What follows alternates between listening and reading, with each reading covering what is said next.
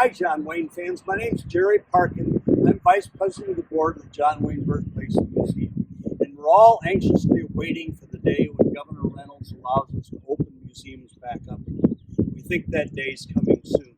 In the meantime, we wanted to show you a few things about the John Wayne Birthplace Museum that right now you can see outside.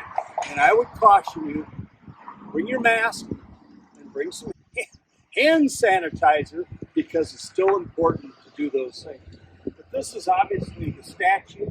We've got a neat little program here in Winterset called Kindness Rocks Winterset. And somebody painted a rock and left it here for the John Wayne Birthplace Museum. It's kind of hard to interpret it, but it looks like it reads, "You're awesome." So whoever left that, we thank you very much. Now we're going to go around and look at some of the granites that are in the sidewalk that reflect John Wayne's movie career, some of his famous films, and a lot of his more obscure films. So let's go around here. Obviously, The Big Trail was one of his first big films in the Western genre, so we're excited to have that. And then as you work your way around here, you see Donovan's Reef, North to Alaska, The Wings of Eagles. So there are a lot of different movies, and you can take a look at his entire career here. And now we're going to go around and look at the Freedom Rock.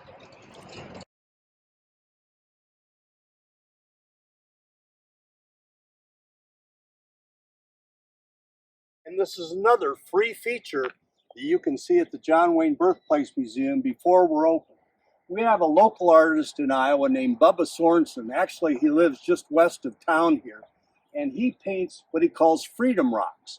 He's got his main Freedom Rock down in Stuart, Iowa, or just outside of Stuart. And now most counties in the state are trying to get their own Freedom Rocks. Well, we were fortunate enough that the American Legion here in Winterset chose Winterset as the location and chose the grounds of the John Wayne Birthplace for our own Madison County Freedom Rock. As you can see, Bubba thought it was important to portray John Wayne and many of the roles that he played in military films, especially during World War II.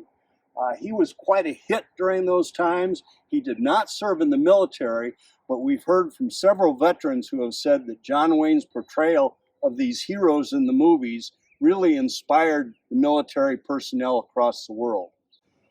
And if you walk on around, there are more features that talk a little bit more about natives of Winterset.